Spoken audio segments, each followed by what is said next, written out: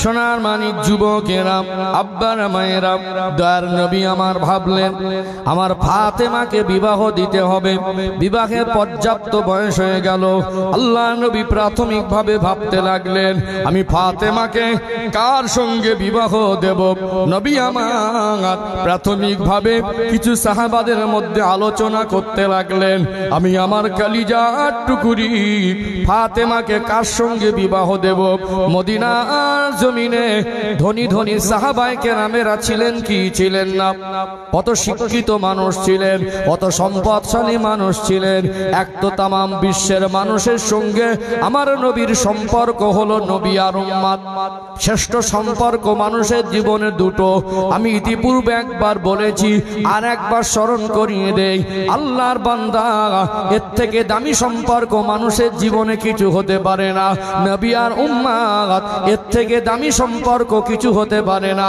সাহাবাদের ত্যাগ এত বেশি ছিল, স্ত্রীর সঙ্গে সম্পর্ক ছিন্ন করেছে আল্লাহর জন্য, বাচ্চার সঙ্গে সম্পর্ক ছিন্ন করেছে আল্লাহর জন্য, বাবা মাকে ছেড়ে আল্লাহ রসুলের ভালোবাসায় বেশি ভালোবাসায় প্রাণটুকু দিয়েছে না দেয় নাই।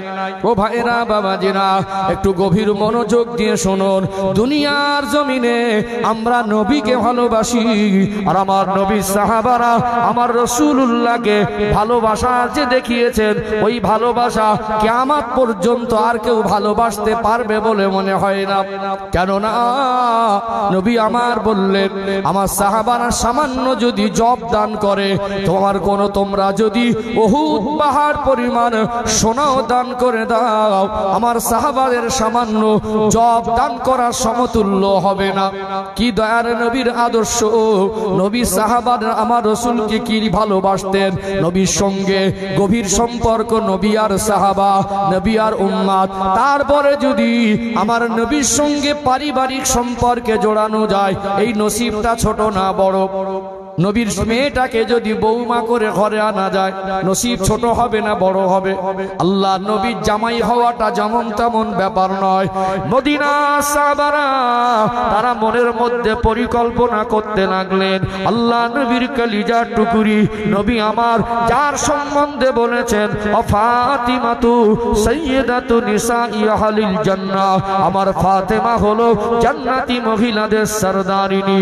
ওই ফাতেমাকে যদি বৌমা করা যায়, আল্লাহ নবীর সঙ্গে পারিবারিক সূত্রের সম্পর্ক হয়ে যাবে, সম্পর্ক গভীর হবে। ধনী ধনী বাড়ি থেকে প্রস্তাব আসে, ইয়া রাসূলুল্লাহ, ইয়া হাবিবাল্লাহ, হুজুর আপনি আপনার মেয়েকে, আপনার ফাতেমাকে আমার ছেলের সঙ্গে বিবাহ দেন। আমার বাড়িতে অভাব নাই, কাজকাম করার লোক আছে, আমার বাড়িতে খাদ্যের অভাব নাই, টাকা পয়সার অভাব নাই। আপনার কলিজার টুকরি ফাতেমাকে বাসন মেজে খেতে হবে না, রান্না করে খেতে হবে না, যাতায়াত আটা পিষতে হবে না, আপনার মেয়েকে রুটি বানাতে হবে না, আপনার মেয়ে সাংসারিক জীবনে অনেক সুখে থাকবে। আল্লাহ নবী হুজুর আমার তিনি যদি মনে করতেন মদিনার জমিনের সব থেকে ধনী ব্যক্তিকে জামাই করতে পারতেন কি পারতেন না? পারতেন কি পারতেন না? যাকেই বলতেন আমি তোমার সঙ্গে আমার মেয়েকে বিবাহ দেব, কেউ না, বরং সাহস করে, কারুর বলার সাহস যদি নাও থাকে আল্লাহ নবীর মেয়েকে বিবাহ করবেন, এটুকু মানুষ কেউ সৌভাগ্য মনে করবে কি করবে না? একটু নিজে নিজে বেশি কিছু বলতে পারবে না, নবীর শানে বেয়াদবি হবে। কি হবে? নবীর শানে বেয়াদবি হবে। যে বলতে পারবেন হুজুর আপনার মেয়েকে বিবাহ করবো, বলা যাবে? বেয়াদবি হবে। আল্লাহ নবীকে তারা এত বেশি সম্মান করতেন, নবীর জন্য জানটুকু কুরবান করে দিতেন। জোরে বলুন না সুবহানাল্লাহ। আল্লাহ নবী ধনী ধনী ব্যক্তির বাড়ির থেকে প্রস্তাব আসছে, আপনার ফাতেমাকে রান্না করে খেতে হবে না, রুটি বানাতে হবে না, থালা বাসন মাজতে হবে না, আটা পিষতে হবে না, মেয়েটাকে সুখে রাখবো। নবীর মেয়ে যার বাড়ি দেবে সুখে রাখবে কি রাখবে না? রাখবে না? নবী আমার চাইলে দিতে পারতেন, নবী আমার হক করে মানে সিদ্ধান্ত নিলেন না। কারোর প্রস্তাবে তিনি হ্যাঁ না কিছু বললেন, বাবা আমাকে একটু ভাবতে দাও। আল্লাহ নবী হুজুর আমার এইভাবে ভাবছেন। কিছু কিছু সাহাবাদের ভিতর থেকে প্রস্তাব আসলো, আল্লাহ নবীর মেয়েকে সুখে রাখবেন। নবী আমার সিদ্ধান্ত নিলেন, কোন ধনী প্রস্তাব এত কিছু আসার পরে আল্লাহ নবী চাই যে নিজে চাইতেন দুনিয়া জমিনে ফাতেমা সুখী হবে। নবী আমার এটা নির্বাচন করে নিতে পারতেন। নবী আমার তিনি ভাবতে লাগলেন, আমার ফাতেমার জন্য উপযুক্ত কে হবে, তাকেই আমার ফাতেমার সঙ্গে বিবাহ দেব। আল্লাহ নবী বসা শেরে খোদা হযরতে আলী রাদিয়াল্লাহু আনহু আল্লাহ নবীর সামনে। নবী আমার বললেন, ও বাবা আলী, আমি রাসূলুল্লাহ আমার ফাতেমাকে বিবাহ দেব।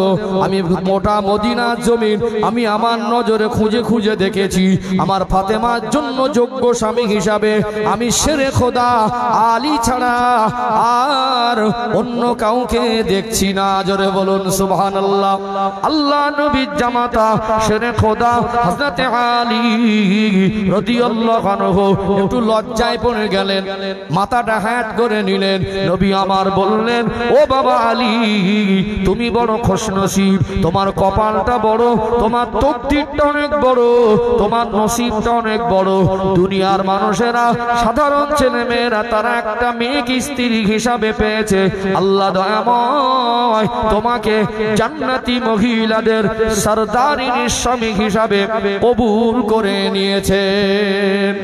আল্লাহ নবী বললেন, বাবা আলী, তোমার নসিবটা বড়, আমার ফাতেমাকে তোমার হাতে তুলে দেব। এখন বিবাহের মধ্যে দেনমোহর আছে না নেই? বাবা আলী, বিবাহ করতে গেলে দেনমোহরের টাকা দিতে হবে। তোমার কাছে অর্থ সম্পদ কি আছে? দয়ার নবী, মায়ার নবী হুজুরের পূর্ণিমার চাঁদের মতো চমকানো চেহারার দিকে তাকালেন। ইয়া রাসূলুল্লাহ, ইয়া হাবিবাল্লাহ, আমি আলী, আমার কাছে দেনমোহরের টাকা দেওয়ার মতো তেমন সম্পদ নাই। হুজুর, আমি আলী তো গরিব মানুষ, জান্নাতি মহিলাদের সরদারিনীকে আমার হাতে তুলে দেবেন, অতটা অর্থ আমার কাছে নাই যে আপনার মেয়েকে আমি দেনমোহর হিসাবে দেব। নবী তো বলতে পারতেন, আলী তুমি গরিব মানুষ। নবীও জানতেন আলী হুজুর গরিব মানুষ, তাহলে তো বলতে পারতেন দেনমোহর না হয় পরে দিয়ে দেবে, বলতে পারতেন কি? পারতেন না। কিন্তু আল্লাহ নবী বললেন, ও বাবা আলী, যদি অর্থ যদি না থাকে, সম্পদ কি আছে? ইয়া রাসূলুল্লাহ, ইয়া হাবিবাল্লাহ, আমার একটা ঢাল আছে, আমার একটা দেহবর্ম আছে, যেটা যুদ্ধের ময়দানে যেটা দেহবর্ম অর্থাৎ লোহার একটা পোশাক বডিতে পরিধান করা হতো আত্মরক্ষার জন্য। বর্তমান সময়ে বিশেষ একটা শ্রেণীর সেনাকে সরকারি তরফ থেকে, গভর্নমেন্ট থেকে তাদের নিজের সিকিউরিটির জন্য বুলেট প্রুফ জ্যাকেট দেওয়া হয় কি হয় না? সেই সময় জিহাদের ময়দানে যাওয়ার জন্য একটা করে দেহবর্ম বলা হতো, ওটা লোহার পোশাক পরিধান করা হতো, ওটাই হলো দেহবর্ম। আল্লাহ নবীকে বললেন, ইয়া রাসূলুল্লাহ, দেহবর্মটা আমার সম্বল। নবী আমার বললেন, বাবা আলী, ওই দেহবর্মটা বিক্রি করে দেনমোহরের টাকা রেডি করো। এর থেকে বোঝা যায় দেনমোহরের টাকাটা প্রকাশ্যে দেনমোহরের টাকাটা ডাইরেক্ট নগদে দেওয়ার বিধানটাই হলো গুরুত্বপূর্ণ। অনেক বাবা মা আছে বিবাহ সম্বন্ধে চুক্তিনামায় লিখছে দেনমোহর লাগবে, মেয়ের বাবা বলছে একটু বেশি হলে ভালো হয়, ছেলের বাবা বলছে একটু কম হলে ভালো হয়। একটা পর্যায়ে বেশি কম করে একটা ভালো রকম অ্যামাউন্ট 1 লাখ অথবা 2 লক্ষ টাকা লিখে দিল, বলল বাকি থাক পরে দেখা যাবে। এটা শরীয়তের বিধান নয়, নগদে দিতে হবে, এটা হলো শরীয়তের বিধান। আল্লাহ নবী হুজুর আমার খাতুনে জান্নাত হযরত ফাতেমা রাদিয়াল্লাহু আনহাকে এমন ভাবে মানুষ করেছিলেন। হযরত খাতুনে জান্নাত ফাতেমা রাদিয়াল্লাহু আনহা তিনি কোনদিন রাস্তায় এই রকম খোলামেলা পোশাকে বের হতেন না, তার গলার আওয়াজ খুব তেজি আওয়াজ ছিল না। তিনি দুনিয়ার জমিনে এত পর্দা পুশিদার সঙ্গে মানুষ হয়েছেন, আল্লাহ নবী এমন ভাবে তৈরি করেছেন, আমার আল্লাহ তাকে জান্নাতি মহিলাদের সরদারিনী বানিয়েছেন। জোরে বলুন সুবহানাল্লাহ। নবী আমার বিবাহ দিলেন। আজকে বিবাহ হলে এখন মানুষ ডাইরেক্ট অথবা ইনডাইরেক্ট একটু মালের চুক্তি করছে কি করে না? কি করছে? হ্যাঁ, বন্ধ হয়নি মাল নেওয়া, মাল নেওয়া বন্ধ হয়নি, ডাইরেক্ট চলছিল, মাঝে পড়ে বেশ কিছুদিন হুজুরা প্রতিবাদ করায়, ওটা আবার ইনডাইরেক্ট। ঘটক বলে তো নাকি যে সম্বন্ধ ঠিক করে দেয়, কি বলে, মিডলে একজন থাকে তো, দুই পক্ষের মাঝে একজন থাকে না, ওকে কি বলে, ঘটক। ও ডাইরেক্ট বলছে মালের চিন্তা করতে হবে না, সব দিয়ে দেবে। ঠিক, মালের চিন্তা করতে হবে না, সব দিয়ে দেবে। বলে লাগে 5,000-এর জায়গায় 7,000 দেবো। ভাই প্রকাশ্যে থাকবে, চাওয়াচাবির কোনো প্রশ্ন নেই, কোনো দাবি নেই, কিন্তু মালগুলো যেন দিয়ে দেয়। আলোচনা বুঝতে পারছেন? তাহলে মাল নেওয়া বন্ধ হয়নি। এখন দেখা যাচ্ছে একটা গরিব মানুষ, তার মনে স্বপ্ন আছে। কি গাড়ি এসেছে, একটু বুঝিয়ে দেন ওনাকে। একটা গরিব মানুষ, তার মনে কি আছে, স্বপ্ন আছে, আমি একটা মেয়েকে বিবাহ দেবো, জামাইকে সাজিয়ে গুছিয়ে জিনিস দেবো। না চাই তো অনেকে দিয়ে দিচ্ছে না, দেয় না। এখন একটা মেয়ে তো, তার বাপের অনেক সম্পদ, এখন মনে করেছিল না চেয়ে মালমাত্তারা সব দিয়ে দেবে, না চেয়ে মালমাত্তারা সব। এখন বিবাহের পরে দেখছে মালমাত্তারা দেয়নি। ছেলে শিক্ষিত, পাশের বাড়ি একটা গরিব মানুষের ছেলে, সে বিবাহ করেছে, তার বাড়ি, তার শ্বশুর বাড়ির থেকে মালমাত্তারা ভর্তি করে দিল। আর এই ছেলে শিক্ষিত, দেখতে ভালো, বাপের পয়সা আছে, তারপরে দিল না। মানে প্রথম রিয়াকশন হয় না, 1 মাস 2 মাস দেখে মাল আসেনি, মানে এবার আস্তে আস্তে রিয়াকশন শুরু হয়। কি হয়, আস্তে আস্তে ছেলেটা বিভিন্ন ইশারা ইঙ্গিতে মেয়েটাকে তুলনা দেয়, তোর বাপ কি দিয়েছে, বলে না। অনেক সময় কিছু কিছু ছেলের মা আছে, বলে কচি, ওই দেখ বাড়ির পাশে ছেলেটাকে দেখেছিস, তোর থেকে লেখাপড়া কম জানে, ও দেখতে ভালো না, ওদের জমি জায়গা কিছু নেই, ও শ্বশুররা কত ভালো মানুষ, কত কি গুছিয়ে দিয়েছে, দেখেছিস, তো শ্বশুররা তো ভালো না। তো মনে করেছিলাম একটা মেয়ে সব গুছিয়ে দেবে, ওরা তো টাকা আছে, ওরা তো ওদের মন বড় না। তো ছেলেকে একটু ফুলিয়ে দেয়, ছেলে পায়ে ভুল খোঁজে, অল্প কথা রেগে যায়, কিছু হলে মারপিট শুরু করে দেয়, তোর বাপ কি দিয়েছে। একটা পর্যায়ে খুব বিপদে পড়ে যায়। অনেক সময় মেয়েটা সংসার করতে কঠিন পরিস্থিতির মুখে পড়ে যায় কি যায় না? সম্মানিত ভাইরা, কোনোভাবে ইশারা ইঙ্গিতে প্রেসার ক্রিয়েট করে শ্বশুর বাড়ির থেকে মাল আদায় করা। কেন পরের জিনিস এত আশা কেন? নিজে করেন না। তার কলিজার টুকরি মেয়েটাকেই তো মানুষ করে আপনার হাতে তুলে দিয়েছে, আপনি আবার কি চাইছেন তার থেকে? শরিয়াতে এরকম কোন সিস্টেম নেই যে মেয়ের বাবার কাছ থেকে মাল নিতে হবে আর মেয়ের বাবা মাল গুছিয়ে দেবে বাধ্যতামূলক। সে যদি খুশি করে, মন খুশিতে কিছু মেয়ে জামাইকে দেয়, সেটা তার ব্যাপার, সেটা নিতে পারবেন। কিন্তু ইশারা ইঙ্গিতে দাবি করা, মেয়ের বাবা কিছু দেয়নি বলে তাকে কোন রকম ভাবে তার তুলনা দিয়ে তাকে অন্য চোখে দেখাও যাবে না। বহু তুলনা দেয়, বহু মানুষ আছে, কি বলে আপনাদের ভাষা জানি না, ওই মানে কথায় মানে খোটা দেয়, বাপ কি দিয়েছে, বাপের বাড়ি থেকে কি আনলা, এগুলো সব আমাদের, বলে কি বলে না? হ্যাঁ, কত গরিব মানুষ তারা দিচ্ছে, তোমার বাপের কিচ্ছু নেই, এইগুলো দিতে পারিনি, ওইগুলো দিতে পারিনি, পরে আবার বাধ্য হয়ে বাপের বাড়িতে বললে সেগুলো দেয়। এখনকার কিছু ছেলে আবার মোটরসাইকেল দরকার, কি দরকার, হ্যাঁ, আবার নেবে তো নেবে, দাবি করে নেবে, এই বাইকটা দিতে হবে। কি গো, হ্যাঁ, কেন নিজে করতে পারেন না? নিজে করতে হবে। আমি আপনাদের বলছি না, রাগ করছেন নাকি? হ্যাঁ, শেষ দিন আমি আপনাদের কষ্ট দেবো না। রক কষ্ট পাচ্ছেন? হ্যাঁ, আছে না? অনেক ছেলে আছে একটু ইয়াং হয়েছে, যৌবন জীবনে পদার্পণ করেছে, এর নিজে কাজকর্ম করে না, নিজে ভালো করে খাটে না, রোজগার করে না, ও স্বপ্ন দেখছে বিবাহ করবো, একটা ভালো মোটরসাইকেল শ্বশুরের কাছ থেকে নেব। কত জঘন্য চিন্তা, বুঝতে পারছেন? হ্যাঁ বাবজিরা ভাইরা, এই নীতিগুলো আমাদের ভিতর থেকে দূরে সরাতে হবে, প্রতিবাদ করতে হবে। প্রত্যেকটা জায়গায় গার্জেনরা বলবেন নিজের ছেলেকে নিজে কিনে দেন, না পারেন আপনার ছেলে ঘুরে। কথা ঠিক না বেটি? সাইকেল যাবো, পায়ে হেঁটে যাক, টোটো ভ্যানে যাক, কিন্তু লোকের মাল চেপে ফুটানি করা উচিত না। সে যদি খুশি করে দেয় কোনো আপত্তি নেই, তবে দাবি করে নেওয়া, এখন দাবি তো ইনডাইরেক্ট হচ্ছে, চুক্তি হচ্ছে ঘটকের মাধ্যম থেকে, চুক্তি হচ্ছে, ঘটক গ্যারান্টি দিচ্ছে, এই মাল যদি না দেয় আমার থেকে বুঝে নিবি, মানে সাইড থেকে যে 2000 বেশি পড়ে গেছে, অনেক ব্যাপার। ওখানে বলছে দেখ ভাই, এখন মান সম্মানের ব্যাপার কিন্তু চাইবে না, মাঝে আমি কিন্তু দায়িত্বে রয়েছি, তুই যদি না দিস বিপদ আমি পড়ে যাবো। আছে না? ঘটক হতে গেলে একটু বুদ্ধি লাগে, আমি বলবো অবশ্যই আপনি সম্পর্কের মিডিলে থেকে সম্পর্ক মানে জুড়ে দেন, এতে আপত্তি নেই, সব পাবেন, কিন্তু আপনারও যেন কোনো অসৎ উদ্দেশ্য না থাকে, আপনার জন্য কোনো অসৎ উদ্দেশ্য না থাকে। আল্লাহ আমাদের বোঝার তৌফিক দান করেন, বলেন আল্লাহুম্মা আমিন। ও ভাই জানেরা, সোনার মানিক যুবকেরা, আব্বার মায়েরা, দয়ার নবী মায়ের নবী খাতুনে জান্নাত হযরত ফাতেমাতুজ যোহরা রাদিয়াল্লাহু আনহাকে শ্বশুর বাড়ি পাঠানোর সময়, শ্বশুর বাড়িতে পাঠানোর সময় আমার আপনার দয়ার নবী মায়ের নবী কি দিয়েছিলেন? ছোট্ট একটা চৌপায়া, অর্থাৎ তক্তপোষ বলা হতো তখনকার দিনে। চৌপায়াতে দড়ি দিয়ে, দড়ির খাট যেটা বলা হয়, আল্লাহ নবী একটা ছোট্ট চৌপায়া দিলেন। নবী আমার একটা আটা পেশায়ের জন্য, জব গম পেশায়ের জন্য একটা জাঁতা দিয়েছিলেন, একখানা বালিশ দিয়েছিলেন, দুখানা ইয়ামানি চাদর দিয়েছিলেন। আল্লাহ নবী হুজুর আমার দুটো মাটির কলসি দিলেন, তেমন বেশি কিছু দিতে পারেন নাই। আল্লাহ নবী হুজুর আমার গরিব জামাই পছন্দ করেছিলেন। জামাইয়ের মাল সম্পদ তিনি দেখেন নাই, জামাইয়ের কত টাকা আছে তিনি দেখেন নাই। আলী হুজুর খুব লম্বা চওড়া মানুষ ছিলেন না, তিনি একটু শর্ট ফিগারের মানুষ ছিলেন। নবী আমার চেহারা দেখেও বিবাহ দেয় নাই। নবী আমার জানতেন আলী রাদিয়াল্লাহু আনহুর ভিতরে খোদা ভীরুতা অনেক বেশি। শেরে খোদা আলী রাদিয়াল্লাহু আনহু সাহাবীদের মধ্যে অন্যতম, যিনি নাবালক অবস্থায় আল্লাহর নবীর নূরের হাতে হাত দিয়ে ঈমানের কলেমা পড়ে মুসলমান হয়েছিলেন। জোরে বলুন সুবহানাল্লাহ। আলী রাদিয়াল্লাহু আনহুর উপরে শুধু আমার আল্লাহ খুশি নয়, আমার রাসূলুল্লাহ এত খুশি ছিলেন।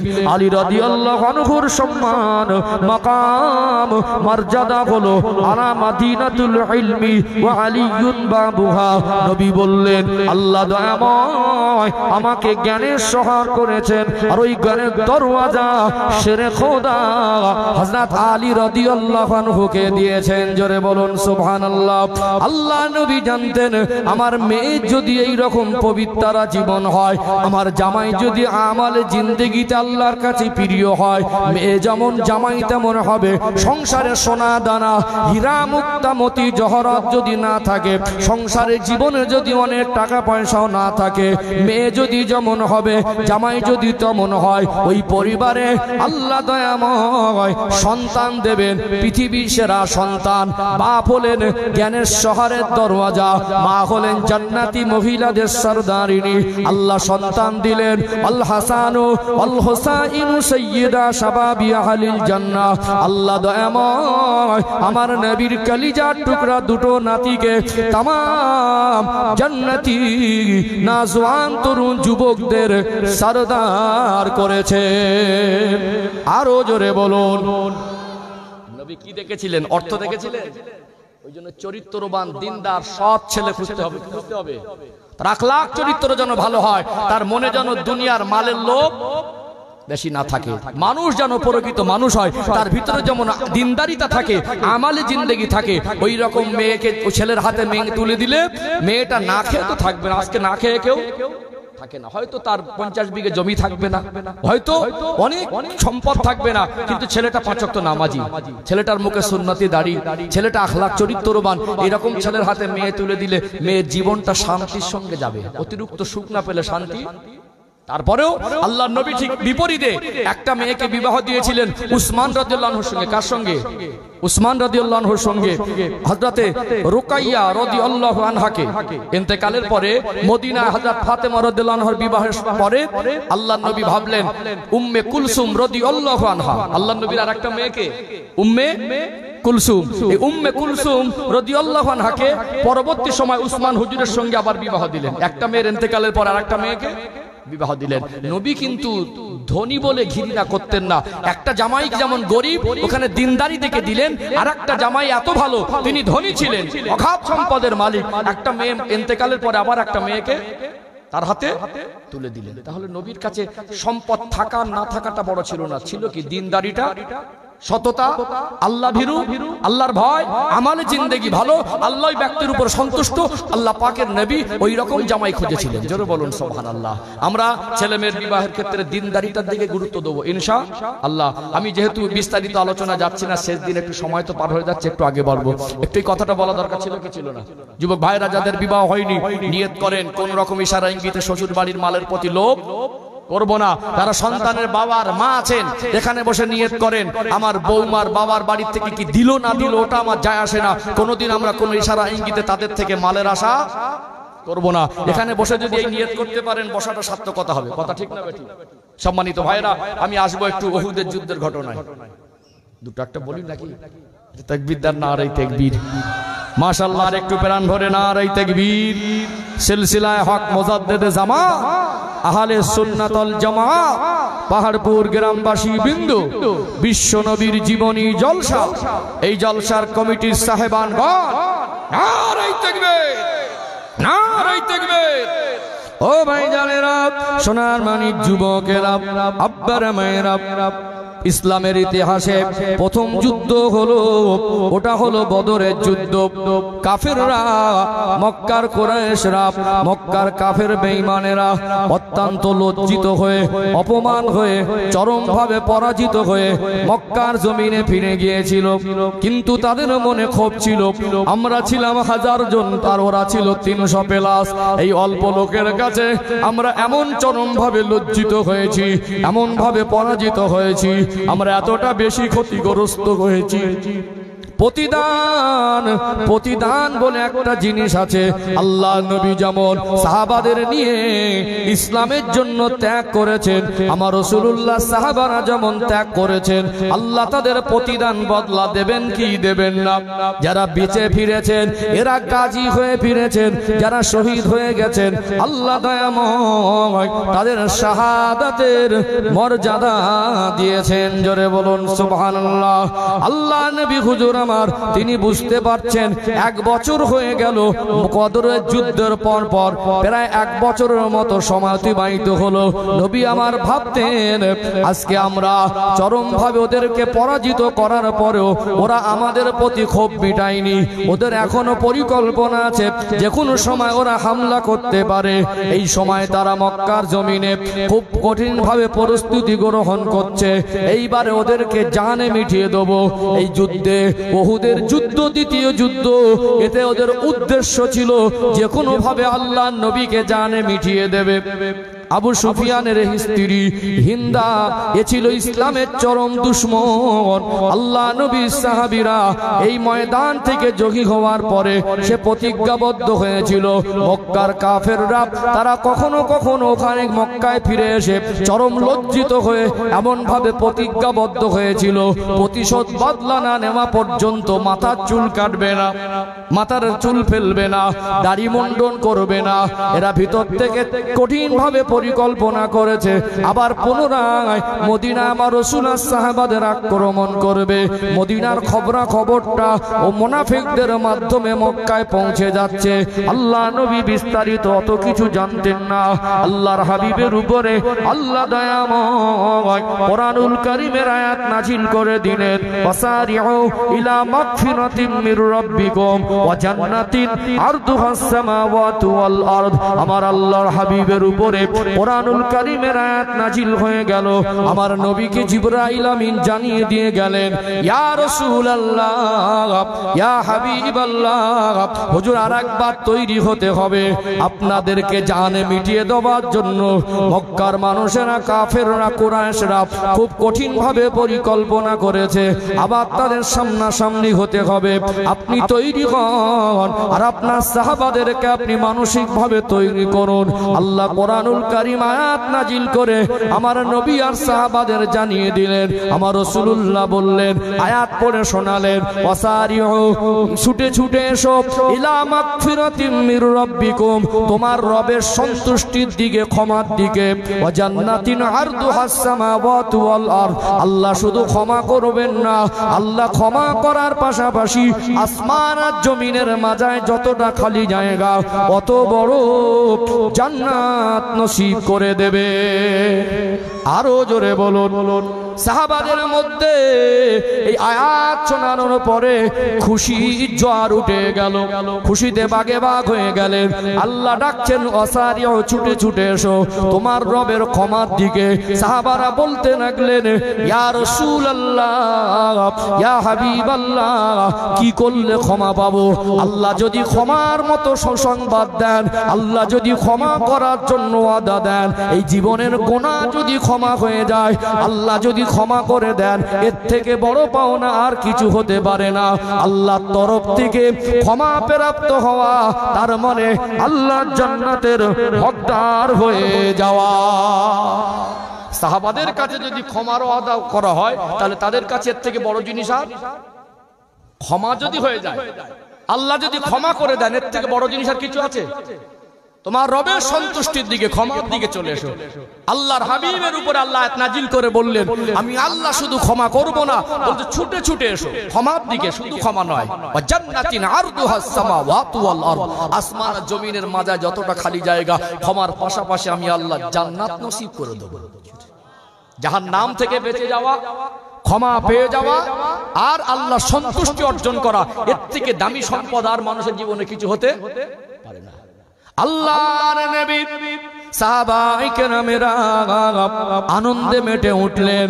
আল্লাহর নবীকে বলতে লাগলেন হুজুর ক্ষমা যদি পেয়ে যায়, আল্লাহ যদি জান্নাতের সুসংবাদ দেন, এর থেকে বড় পাওনার কিছু নয়। কি করতে হবে?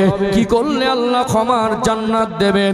নবী আমার বললেন ও বাবা সাহাবীরা, ঘরে বসে বসে ক্ষমার জান্নাত পাওয়া যাবে না। ক্ষমার জান্নাত পেতে গেলে তোমাদের হতে পারে বিবি বাচ্চাকে ত্যাগ করতে হবে। ইয়া রাসূলুল্লাহ, ইয়া হাবিবাল্লাহ, আল্লাহর জন্য আর রাসূলুল্লাহর জন্য আমরা সর্বস্ব ত্যাগ করে দেব। আল্লাহ নবী বললেন শুধু বিবি বাচ্চা পরিবার ত্যাগ করে হবে না, হতে পারে তোমাদের মাল সম্পদ সবকিছু ত্যাগ করতে হবে।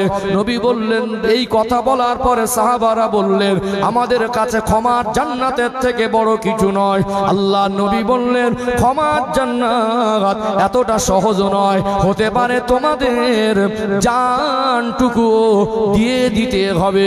ইয়া রাসূলুল্লাহ, ইয়া হাবিবাল্লাহ, মরণ তো একদিন হবেই হবে, ইন্তেকাল তো একদিন হবে। জানের বিনিময়ে যদি শহীদের মর্যাদা পাওয়া যায়, জান দিয়ে যদি আল্লাহ শাহাদাতের মউত দেন, আল্লাহ যদি এই জীবনকে ক্ষমা করে দেন, আল্লাহ যদি জান্নাতের সুসংবাদ দেন, শাহাদাত বরণ করতেও আমাদের কোনো অসুবিধা নাই। আল্লাহ নবী বললেন সাহাবারা নাম লেখাও। একটা যুদ্ধ হলো, ওটা হলো বদরের যুদ্ধ। কাফেররা চরম ভাবে পরাজিত, লজ্জিত হয়ে, অপমান অপদস্থ হয়ে ফিরে গিয়ে ওরা শান্ত হয়নি। ওরা আবার পরিকল্পনা করেছে আমাকে জানে মিটিয়ে দেবে, ইসলামকে দুনিয়া থেকে মুছে দেবে। ও বাবা সাহাবীরা, ক্ষমা আর জান্নাত পেতে গেলে তৈরি হতে হবে, মানসিক ভাবে তৈরি হও, নিজেদের ভিতরে এই প্রতিজ্ঞাবদ্ধ হও যদি বেঁচে থাকি তো দুনিয়ায় ফিরে থাকবো। ক্ষমার জান্নাত পেতে গেলে জানটুকু দিতে হবে। সাহাবারা সবাই নাম লেখাচ্ছেন। ওই মজলিসে ছিলেন আল্লাহ নবী সাহাবীদের মধ্যে একজন হলেন যার নাম হলো হযরতে ইকরিমা রাদিয়াল্লাহু আনহু। তিনি ভাবতে লাগলেন আমার জীবনটা তো অসহায়তার মধ্যে কাটছে, আমার না আছে বিবি, আমার না আছে বাবা মা, আমি একা, আমার ঘরে একটা বাচ্চা আছে, ওই বাচ্চাটার 6-7 বছর বয়স, যার বয়সটা এখনো 10 বছর হয় নাই। বুখারী শরীফে কিতাবুল মাগাজি অধ্যায় বিষয়টা স্পষ্ট করে লেখা আছে। আল্লাহর নবী সাহাবী হযরতে ইকরিমা রাদিয়াল্লাহু আনহুর যে ছোট বাচ্চাটা ছিল, ওই বাচ্চাটার বয়স হলো 10 বছরেরও কম। ওই বাচ্চাটার নাম হলো আবু বাসির। মনে পড়ে গেল বাচ্চার কথা, যে বাচ্চাটা আমি ইকরিমার গলাটা জড়িয়ে ধরে সারা রাত ঘুমাই, যে বাচ্চাটা আমি ইকরিমা আমার ছাড়া থাকে না। আমি যদি জিহাদের ময়দানে চলে যাই, ওই বাচ্চাটার দায়িত্ব কার হাতে দিয়ে যাব? ওই বাচ্চাটাকে কে দেখভাল করবে? কেননা সব সাহাবা তো নাম লেখাচ্ছে, দায়িত্বটা কার কাছে দেব? একটা ছোট বাচ্চা যদি বাড়ি থাকে, ওই বাচ্চার চিন্তা হবে কি হবে না? মনটা বড় খারাপ। মনে বড় দুঃখ, ক্ষমা আর জান্নাত কি আমার নসিবে হবে না। মন ভরা দুঃখ নিয়ে, চোখ ভরা পানি নিয়ে বারবার ভাবে নামটা লিখিয়ে দেয়। আবার ভাবছেন নামটা লিখিয়ে যদি না যায় আল্লাহ নবীর শানে বেয়াদবি হয়ে যাবে, ওয়াদা খেলাফ হয়ে যাবে। আবার মনে মনে ভাবেন কি করি, দুটানায় পড়ে গেলেন। একদিকে ক্ষমার জান্নাত, অপর দিকে সোনার মানিক বাচ্চা। নামটা না লিখিয়ে আস্তে আস্তে ঘরে চলে গেলেন। বাচ্চাটাকে বুকে জড়িয়ে ধরলেন। ছোট বাচ্চা ইকরিমা রাদিয়াল্লাহু আনহুর চোখের পানি দেখে আর সহ্য করতে পারলেন না। ও আব্বাজান, প্রত্যেক দিন আপনি আল্লাহ নবীর দরবার থেকে আসেন, মুখে কত হাসি খুশি ভাব থাকে। আপনি আমাকে কোলে উঠিয়ে নেন, আপনি আমাকে ঠোঁটে মুখে চুমা খান।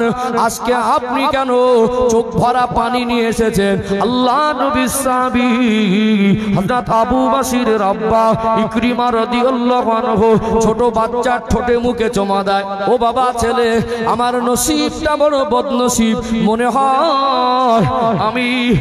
হয় আমি জিহাদের ময়দানে যেতে পারবো না, আমার জান্নাত আমার নসিবে নেই, সবাই চলে যাবে, তুমি ঘরে একা কার সঙ্গে থাকবে? এই জন্য আমি যাব না বলে নামটা না লিখিয়ে চলে এসেছি। বাচ্চা আব্বার চোখে পানি দেখে ছোট বাচ্চার মনে এমন চিন্তা উদয় হলো, ও আব্বা জান, আপনি আমার জন্য যেতে পারবে না বলে কাঁদছেন কেন? আপনি যান নামটা লিখিয়ে দেন, আমি আবু বসির একা থেকে যাব। আপনি যান নামটা লিখিয়ে দেন, আমি আবু বসির আমি একা থেকে যাব। তবে যুদ্ধ শেষ হবার পরে আপনি তাড়াতাড়ি ফিরে আসবেন। ওই সময় ছোট বাচ্চার কথা না শুনে সাহাবী ইকরিমা রাদিয়াল্লাহু আনহুর মনটা খুশি হয়ে গেল। ছুটে ছুটে নববী শরীফে গেলেন। নাম লেখা শেষের দিকে আল্লাহ নবীকে বললেন, ইয়া রাসূলুল্লাহ, ইয়া হাবিবাল্লাহ, হুজুর আমি ইকরিমার নামটা লিপিবদ্ধ করেন। আল্লাহ নবী বললেন, বাবা এতক্ষণ তুমি কোথায় ছিলে? এতক্ষণ কোথায় ছিলে? বাচ্চার কথাটা আল্লাহ নবীকে শোনাচ্ছিলেন। হুজুর আমার একটা ছোট বাচ্চা আছে, ওই বাচ্চাটাকে আমি নিয়ে যাব না রেখে যাব? জিহাদের ময়দানে বাচ্চাকে নিয়ে যাওয়া উচিত হবে না। তাহলে আমার নসিবে কি ক্ষমার জান্নাত হবে না? আমি যদি যেতে না পারি, আমার জন্য তো ক্ষমার জান্নাত নয়, জিহাদের ময়দানে যেতে হবে, তবে ক্ষমার জান্নাত। হুজুর আমার বাচ্চা ছেলেটা আমাকে বলেছে, আব্বা যান আপনি চলে যান, যুদ্ধ শেষ হয়ে গেলে আমার কাছে তাড়াতাড়ি ফিরে আসবে। আমি নামটা লেখাতে এসেছি। আল্লাহর নবী ঘটনাটা জানলেন। নবী বললেন, আমার ইকরিমার নামটাও লেখো। জোরে বলুন না সুবহানাল্লাহ। নবী আমার সান্ত্বনা দিচ্ছেন, সাহাবারা তৈরি হও বাবা, যখনই যুদ্ধের দামামা বেজে উঠবে, যে যেখানেই থাকো, যে হালাতে থাকো, যে অবস্থায় থাকো না কেন, দেরি করা যাবে না। আমরা তৈরি হই। যেহেতু নবী আমার খুব গোপনে মানুষ যতটা ক্ষতি করতে পারে, দূরের মানুষ অতটা। দেখবেন কাছের বন্ধু কিছু কিছু বিশ্বাসঘাতকতা করে ক্ষতিটা বেশি করে, কেন গোপন জায়গাগুলো জানা থাকে, গোপন পয়েন্টগুলো। আল্লাহ নবী সাহাবাদের নিয়ে এমন ভাবে পরিকল্পনা করছেন, বুঝতে দিলেন না। কি বলবেন? বুঝতে দিলেন না যে মুনাফিকদের কাছে সব খবর যদি পাই টু পাই পৌঁছে যায়, ওরা আমাদের টোটাল পরিকল্পনাটা কাফেরদের কাছে যে কোনো ভাবে পৌঁছে দেবে। আল্লাহ নবী বুঝতে পারলেন যে মুনাফিকদের চরিত্র। নবী সামনে বসে, আল্লাহ নবী সামনে বসে বসে ওয়াজ শুনতেন, মাথা নাড়া দিতেন, দেখে মনে হতো নবীর খাঁটি সাহাবী। ওই লোকটা উপর থেকে উঠে গিয়ে পিছনে গিয়ে ইসলামের দুশমনী করত। এরা হলো মুনাফিক। ইন্নাল মুনাফিকিনা ফিদ দারকিল আসফালি মিনান নার। আল্লাহ পাক কোরআন শরীফে বলছেন, মুনাফিকের জায়গা হলো জাহান্নামের একেবারে নিম্ন স্তরে। কাফেরদের থেকে মুনাফিকরা খতরনাক হয়, কাফেরদের থেকে মুনাফিকরা খতরনাক হয়। এই রকম বড় বড় দাড়ি, মাথায় পাগড়ি বাঁধতো, লম্বা লম্বা জুব্বা পরতো, পরে আল্লাহ নবীর পিছনে এসে আল্লাহু আকবার, নবীর সামনে গিয়ে কাছে কাছে সামনাসামনি দাঁড়াতো, ইক্তেদা করতো, দেখে মনে হবে খাঁটি মুসল্লি। এই যে দ্বিচারিতা, অভিনয় করা, যখন সামনে বলছে আপনাকে মানি, যখন সামনে বলছে ইসলাম মানি, যখন সামনে বলছে আল্লাহকে স্বীকার করি, যখন তারা নামাজে দাঁড়াচ্ছে তাদের তো ঘাট ধরে বের করে দেওয়া যাবে না। কিন্তু চরিত্র ছিল কি? দ্বিচারিতা।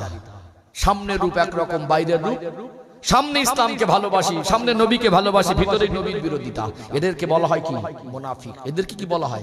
মুনাফিক। সম্মানিত ভাইরা, মুনাফিকের আলামত আছে না? কথায় কথায় মিথ্যা বলে, ওয়াদা করলে খেলাপ করে। কারণ নবী মাঝে মাঝে ওয়াদা করাতেন, বাবা তোমরা প্রতিজ্ঞাবদ্ধ হও, ওয়াদা করো, ইসলামের ক্ষতি আমাদের দ্বারা হবে না। ওরা সামনে ওয়াদা করতো, কিন্তু পিছনে গিয়ে ওয়াদা খেলাপ করতো। ও ভাইজানেরা, সোনার মানিক যুবকেরা, আব্বারা মায়েরা, এই রকম পরিস্থিতিতে আল্লাহ নবী হুজুর আমার তীক্ষ্ণ বুদ্ধির সঙ্গে গোপন ভাবে পরিকল্পনা করলেন। নবী আমার বললেন, যাদেরকে সন্দেহ মনে হবে, যাদের চরিত্রের মধ্যে দ্বিচারিতা আছে, মুনাফিকদের থেকে আমাদের সাবধান হতে হবে। দয়ার নবী, মায়ার নবী, রাহমাতুল লিল আলামিন আমার রাসূলুল্লাহ বললেন, বাবারা তৈরি হয়ে থাকো। যুবক যুবক সাহাবীদের ডেকে বললেন, তোমরা হলে ইসলামের বড় সম্পদ। যুবকরা হলো ইসলামের বড় সম্পদ। যে কটা যুদ্ধ হয়েছে ইসলামের ইতিহাসে, যুবকরাই বেশি জান দিয়েছে। ও যুবক ভাইয়েরা, যুবক বয়সের সম্পদটা হলো অনেক দামি সম্পদ। এই যৌবন জীবনের ইবাদত আল্লাহর কাছে প্রিয় বেশি। জোরে বলুন সুবহানাল্লাহ। নবী আমার বললেন, বয়স্কদের থেকে ইসলামের উপকারে বেশি যুবকরা কাজে এসেছে না আসেনি।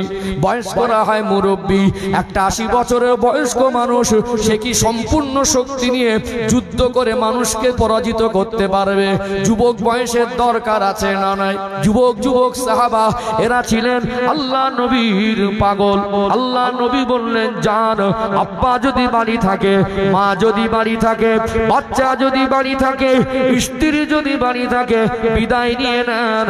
আর হয়তো বের হবার সময় পাবেন না। নবীর দরবার থেকে গেলেন, আব্বা জানের সামনে গিয়ে বসলেন। ও আব্বা জান, বিদায় দেন, বিদায় দেন। আল্লাহ নবী যখনই ডাকবেন, বেরিয়ে যাব। আপনি আমাকে অনেক কষ্ট করে বড় করেছেন, লালন পালন করেছেন। মনে বড় আশা ছিল আপনার একটু সেবা খেদমত করব।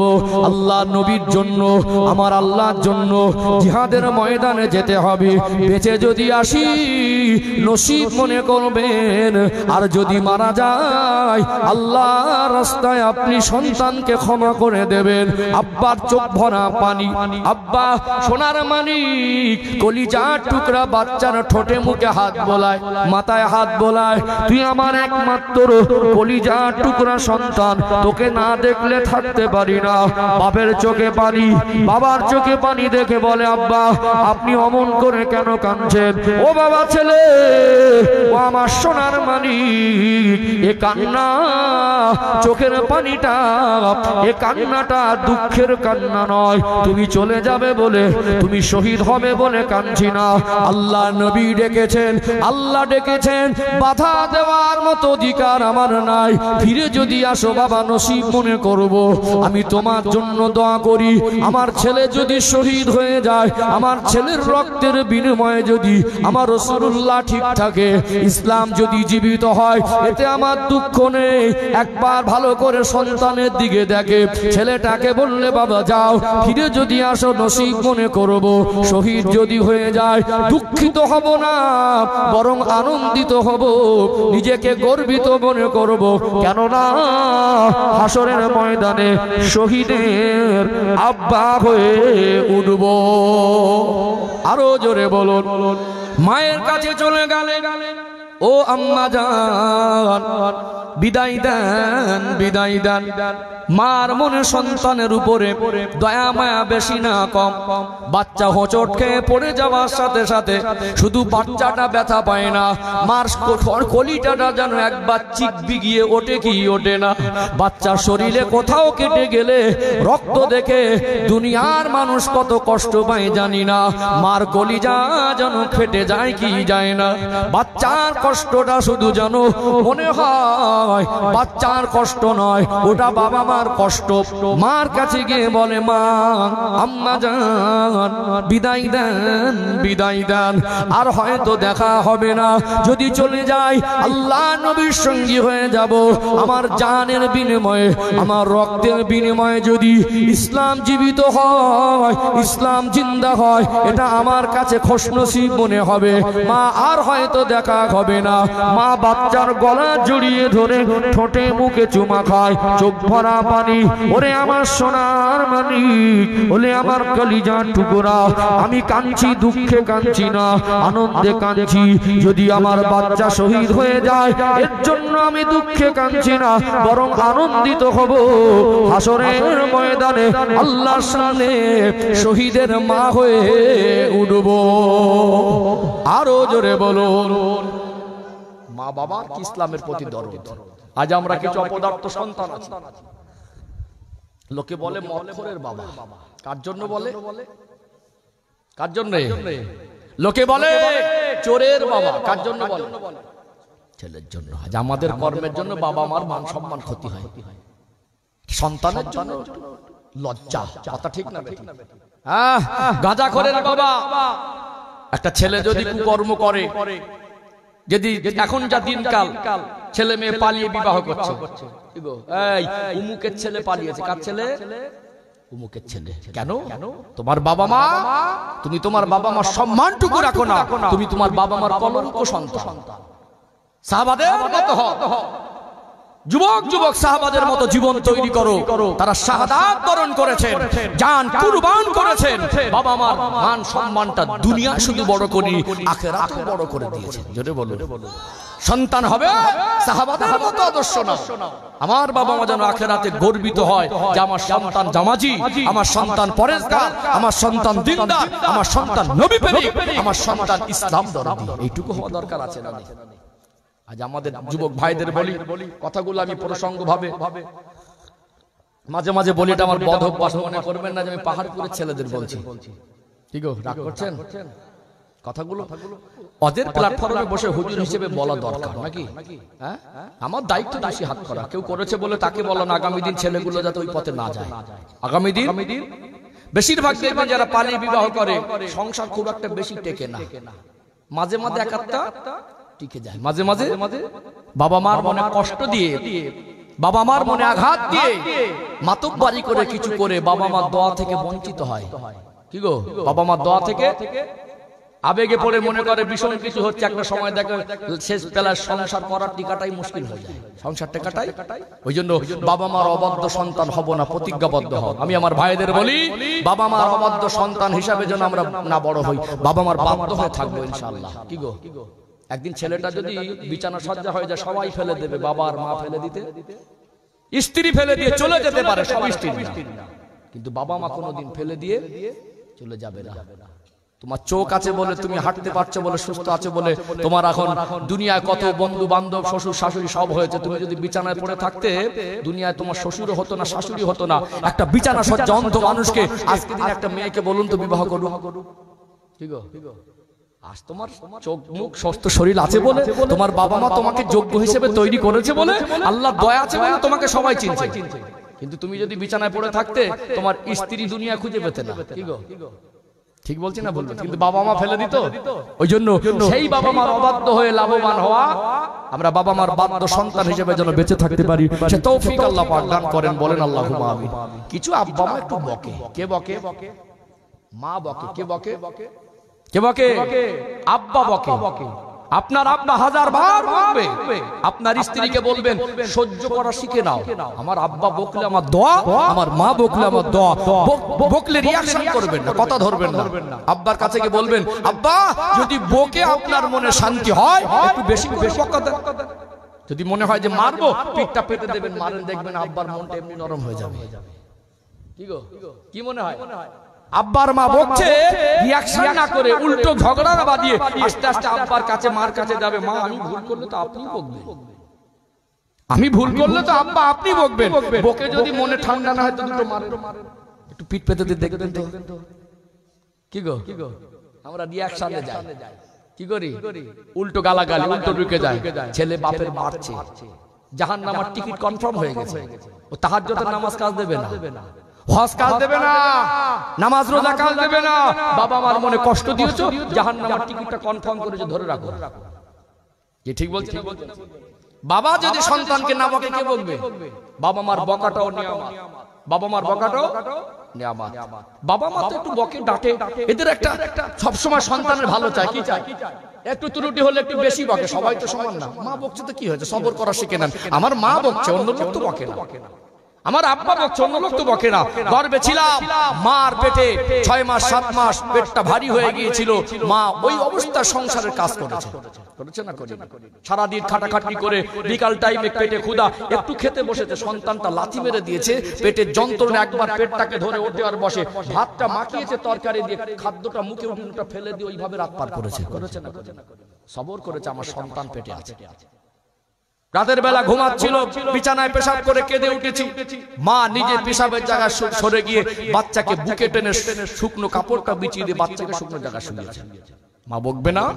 মার 1000 বার বকার অধিকার আছে, আব্বা 1000 বার বকবে। ভুল না করে যদি বকে, তুমি আরো মনে সবর দেবে, আমি ভুল করিনি, বাবা ভুল করে বকছে, বকুক না। কি গো, কতক্ষণ একটা মানুষ বকবে? কতক্ষণ বকবে বলেন? কতক্ষণ বকতে পারে? 24 ঘন্টা 24 ঘন্টা বকতে পারবে? শুনে বলবেন আরো বেশি করে বকে। কি বলবে? আমল করে দেখেন না, কাজ হবে। আমল করে যারা বেশি রাগে তাদের বেশি বকে, রিয়াকশন হয়। বলুন বকুন না, আপনি কতটা পারে বকেন, মারবেন।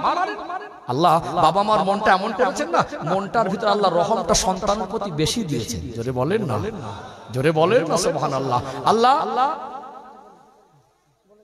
বলেন দরুদ শরীফ, আল্লাহুম্মা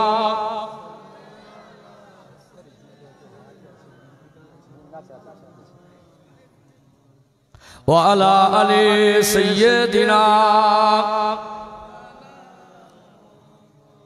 কি বলছি তো সহ্য করবেন ইনশাআল্লাহ? সহ্যকারীর সঙ্গে কে থাকে? কে থাকে? আল্লাহ থাকে। তাহলে সহ্য করলে আল্লাহ খুশি হবে, হবে না? আল্লাহ খুশি হবে, বাবা মার দোয়া পাওয়া যাবে ইনশাআল্লাহ। ও ভাইজানেরা, সোনার মানিক যুবকেরা, আব্বারা মায়েরা, সন্তানগুলো বাবা মায়ের কাছে গিয়ে বিদায় নিতে লাগলো। আপনাদের ঘটনা ছেড়ে এসে জীবনে আছে, বাবা মা বলেছিলেন, বাবা ছেলে বিদায় দিচ্ছি, তবে যদি ফিরে আসো নসিব মনে করব। আজ যদি শহীদ হয়ে যাও দুঃখিত হব না, আনন্দিত হব, মনে মনে করব আমার সন্তান যদি শহীদ হয় হাসরের ময়দানে আল্লাহর সামনে শহীদের বাবা মা হয়ে দাঁড়াবো। সবে মাত্র বিবাহ করলেন, সবে মাত্র বিবাহ বন্ধনে আবদ্ধ হয়েছেন, সাংসারিক জীবনটা শুরু হচ্ছে। বিবি চলে গেল, বাচ্চা বিবি তখন দুনিয়ায়, সন্তান বলে কেউ নেই, সবে সাংসারিক জীবন শুরু।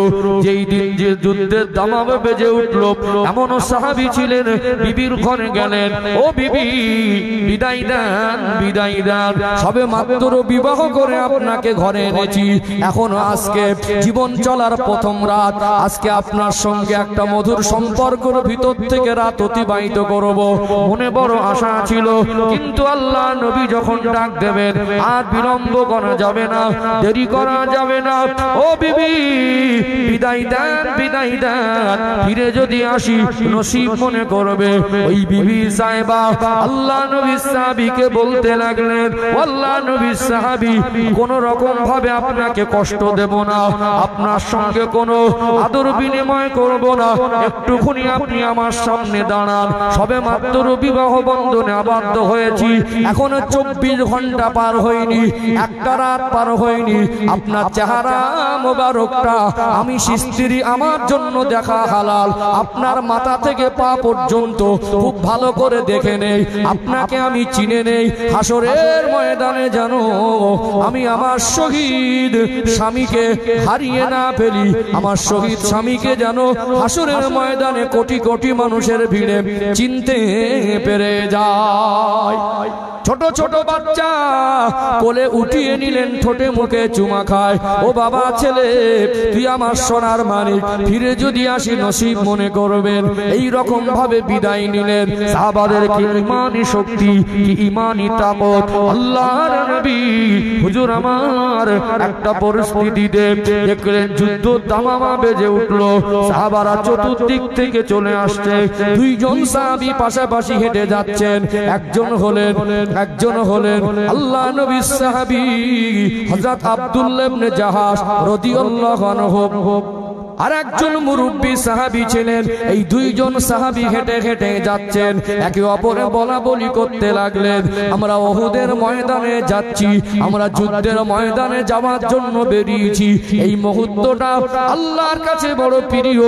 এই মুহূর্তে আল্লাহর কাছে দোয়া চাইলে ওই দোয়াটা আল্লাহ পাকের দরবারে মঞ্জুর হয়ে যায়। জোরে বলুন সুবহানাল্লাহ।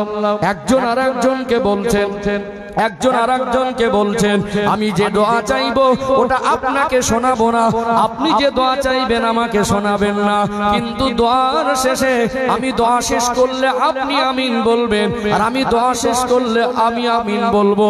এইভাবে দুজনে বলছেন, একজন আরেকজনকে দোয়া করতে বলছেন। হযরত আব্দুল্লাহ ইবনে জাহাশ রাদিয়াল্লাহু আনহু তিনি বলতে লাগলেন, কি দোয়া করেছিলেন? আল্লাহর নবীর সাহাবী আব্দুল্লাহ ইবনে জাহাশ রাদিয়াল্লাহু আনহু দোয়া করছেন, আল্লাহ এতগুলো মানুষ আমরা জিহাদের ময়দানে যাচ্ছি, আল্লাহ নিশ্চয়ই এর ভিতরে কিছু মানুষ শহীদ হয়ে যাবে, আপনি কি আব্দুল্লাহ ইবনে জাহাশের নামটা শহীদদের অন্তর্ভুক্ত করে নিতে পারেন না? আল্লাহ আমাকে যদি শহীদদের অন্তর্ভুক্ত করে নেন এটা আমার জন্য বড় পাওনা হবে। আল্লাহ আমি আপনার কাছে দোয়া চাই, আমি শহীদ হব, এমন ভাবে শহীদ হব যেন আমার নাকটা কাফেররা কেটে নিয়ে চলে যায়, চোখ দুটা কাফেররা উঠিয়ে নিয়ে চলে যায়, হাত পা গুলো কেটে নিয়ে চলে যায়। যখন দোয়া শেষ করলেন একজন আরেকজনে বলা বলি করতে লাগলেন, ও আব্দুল্লাহ ইবনে জাহাশ তুমি কি দোয়া করেছো? বলতে লাগলেন, আমি আল্লাহর কাছে এই দোয়া করেছি, আল্লাহ যেন কাফেররা আমার হাত শরীরের অঙ্গ প্রত্যঙ্গ কেটে নিয়ে চলে যায়, কেননা হাসরের ময়দানে নিজের শরীরের অঙ্গ প্রত্যঙ্গ আল্লাহর কাছে গুনার সাক্ষী দেবে কি দেবে না?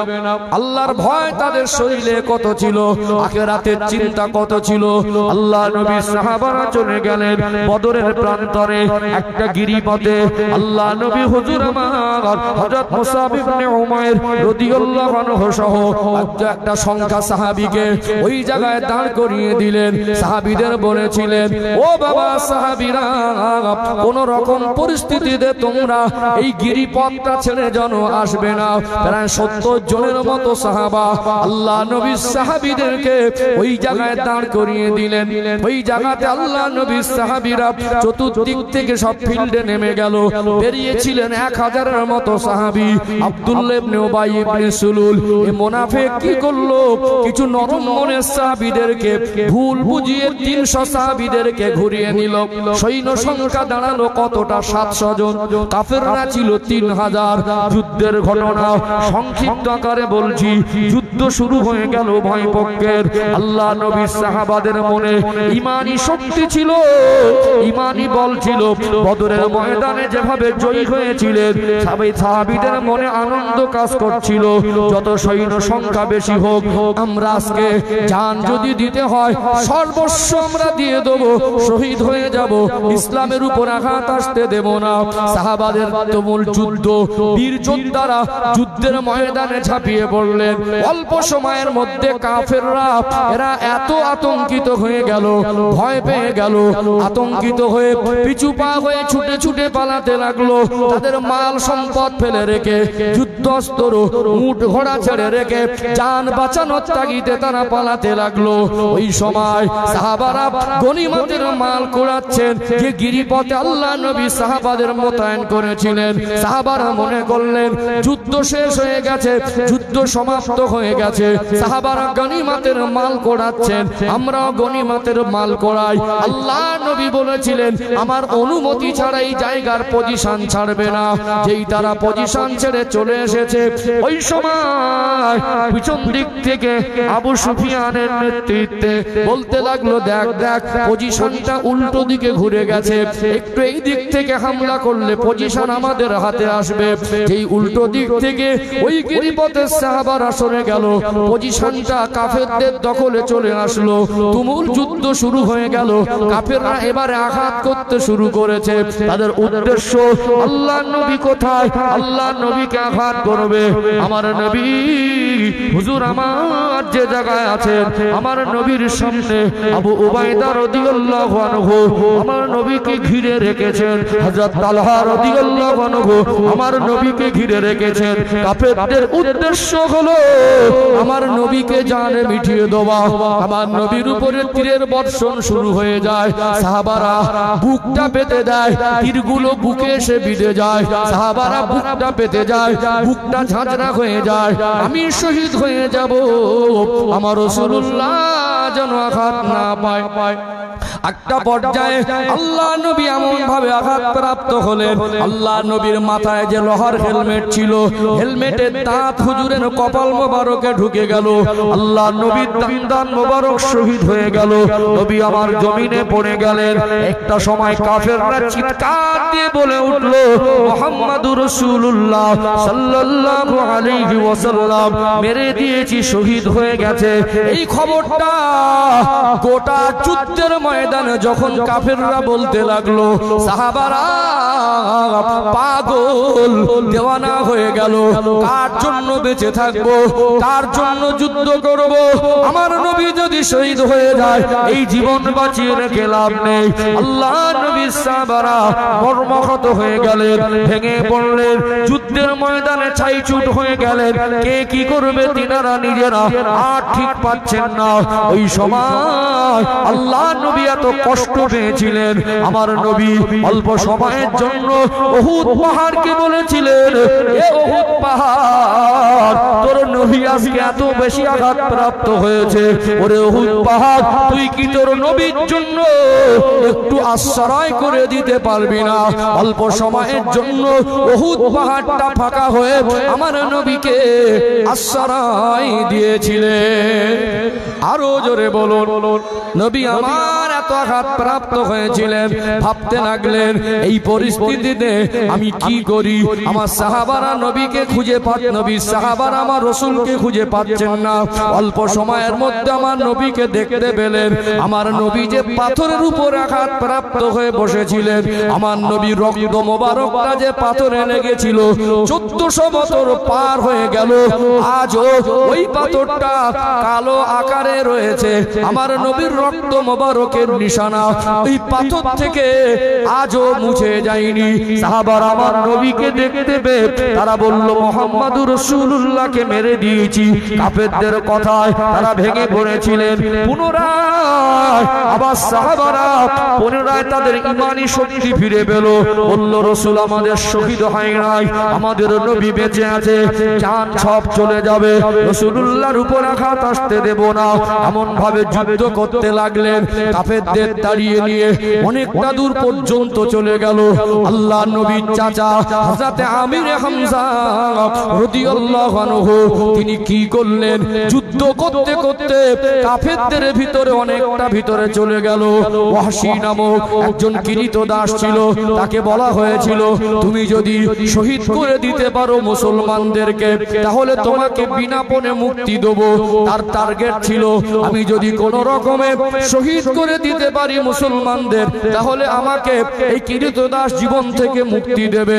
আল্লাহ নবীর চাচা যান আমির হামজা রাদিয়াল্লাহু আনহুকে আড়াল থেকে বর্ষার আঘাত করলেন। নবীজির চাচা আমির হামজা রাদিয়াল্লাহু আনহু জমিনে ঢলে পড়লেন। আবু সুফিয়ানের স্ত্রী হিন্দা এসে আল্লাহ নবীর চাচার বুকটাকে চিরে কলিজাটা বার করে দাঁত দিয়ে চিবিয়েছিল। গোটা শরীরে 70টারও বেশি আঘাত করা হয়েছিল। আল্লাহ নবীর চাচা যান শহীদ হয়ে গেল। একটা সময় মুসলমানরা কাফেরদের সঙ্গে লড়াই করে ওরা পিছুপা হয়ে গেল, কিন্তু গোটা যুদ্ধের ময়দানটা লাশ বিছিয়ে আছে। 70 জন সাহাবা উহুদের প্রান্তরে শহীদ হয়ে আছেন। যুদ্ধ পরিস্থিতির মোড়টা ঘুরে গেলে সাহাবারা কান্নায় ভেঙে পড়লেন। আল্লাহ নবী কান্নায় ভেঙে পড়লেন। নবী আমার ভাবতে লাগলেন, কি যেন হয়ে গেল, এতগুলো সাহাবা শহীদ হয়ে গেল। আল্লাহ নবী কেঁদে ফেললেন, ও বাবা সাহাবীরা, আমার শহীদ সাহাবাদের লাশগুলো আমার সামনে নিয়ে এসো। কোন কোন সাহাবীর চোখ দুটা চেয়ে আছে, আল্লাহ নবী ঘুরে ঘুরে দেখছেন। আল্লাহ নবী হুজুরের সামনে যখন লাশটা রাখা আছে তখন যেন চোখ দুটো হালকা খুলে আছে, যখন মনে হচ্ছে যেন ওই সাহাবাগুলো আমার নবীকে বিদায় সালাম জানায়। জোরে বলুন সুবহানাল্লাহ, আরো জোরে বলুন সুবহানাল্লাহ। নবী আমার বললেন, ও বাবা সাহাবীরা, আমার চাচা জান আমিরে হামজা কোথায়? আল্লাহ নবীর চাচা জানেন। লাশ মোবারক খুঁজে খুঁজে আল্লাহ নবীর সামনে আনা হলে নবী আমার কান্নায় ভেঙে পড়লেন। আরে চাচা জানের শরীর মোবারকটা 70টারও বেশি আঘাত। আল্লাহ নবী বললেন, বাবা সাহাবীরা, আল্লাহ নবী বললেন, নসিব তোমাদের, আল্লাহ পাক মরণ দিয়েছেন, আল্লাহ পাক মরণটা শাহাদাতের মরণ দিয়েছেন। আল্লাহ নবীকে আল্লাহ পাক আয়াত নাজিল করে জানিয়েছিলেন, ওয়াসারিউ ইলা মাগফিরাতিন মির রাব্বিকুম ওয়া জান্নাতিন আরদুহাস সামাওয়াতু ওয়াল আরদ। আল্লাহ পাকের আয়াত আমার নবী সেদিন ভাবছিলেন। আল্লাহ নবী বলছিলেন, বাবা সাহাবারা, তোমাদের নসিব, তোমরা শহীদ হয়ে গেলে তোমাদের এই ত্যাগ ইতিহাসে লেখা থাকবে। তোমরা আজকে শাহাদাত বরণ করলে, ও বাবা সাহাবীরা, আল্লাহ তোমাদের নসিবে ক্ষমার জান্নাত দুটো নসিব করে দিয়েছে। আরো জোরে বলুন। এমন কঠিন পরিস্থিতি, সাহাবাদেরকে কাফন দেবে পর্যাপ্ত কাপড় নেই, একটা কাপড়ে একাধিক সাহাবাদেরকে ওইভাবে দিলেন।